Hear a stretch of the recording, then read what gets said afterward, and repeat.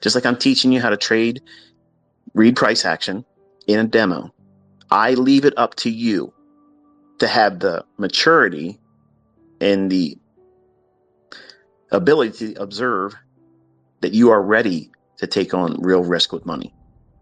But I don't ever tell any of my students to do that. You'll know. And you'll know because you're bored. Not because you're bored and you want to get out there and start making money. You're bored because you keep doing the same things all the time and you don't fear missing out.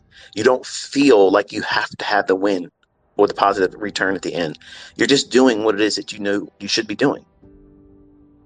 You do the same thing when you go to work. When you're driving to work every single day, you're going there, not thinking about, I'm going to go to work, I'm going to do this, I'm going to do this, I'm really going to try to impress Carl, I'm going to try to get my promotion. You're not doing that.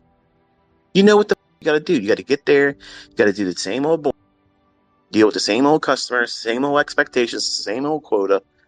You're not in there trying to reinvent the wheel. You're just going there and doing business as normal. And when the clock says it's time to go home, you punch the fuck out and you go home. That's what trading needs to be like. It needs to be just like that. No Carls on social media. No influence from your family or spouse or buddies. You're focused, you're dialed in, you have rules. You absolutely have to have rules. And in the beginning, you have to have lots of rules. And over time, experience will dictate where you can peel certain rules back and say, okay, I can see that was a training wheel. I don't need that anymore. So now I can trade on Mondays. I understand what ICT meant when he said don't trade on Mondays. There's levels to the understanding that's required in this. I understand now that FOMC could have really harmed me because my natural tendency was to get in here and think I knew I was expecting this pattern to form, this doji, some kind of animal pattern was suggested it was going to go higher or lower. And none of that made any fucking sense when the report came out and it just went ballistic. So now I can wait for that to occur and then get the lay of the land. Where's the liquidity? Where's the inefficiency? Who are they going to run on next? You'll understand it because you've been doing it enough. You can't just watch 1 month. You can't just watch one video series and hear me talk like this and say, oh, I got to figure it out now. You don't.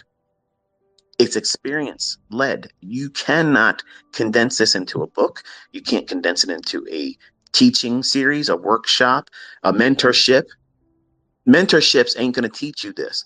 This is you in the charts. This is you exercising control over yourself. That's the part that's expensive. It's not the time invested in learning and watching my videos or anybody else's shit. The expensive part is you going through that pain and that struggle of trying to adhere to rules that keep yourself disciplined and forge discipline and responsibility. And that's the separating factor in successful continuous profits. If you want to make money, you have to be disciplined. You have to have rules.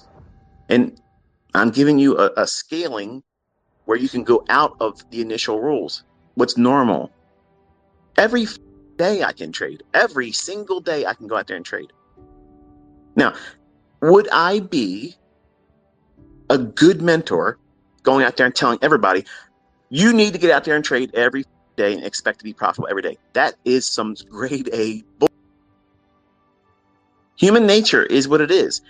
It's easy to convince yourself that you're going to find something profitable. I know I went through that. I know I have students that have gone through that.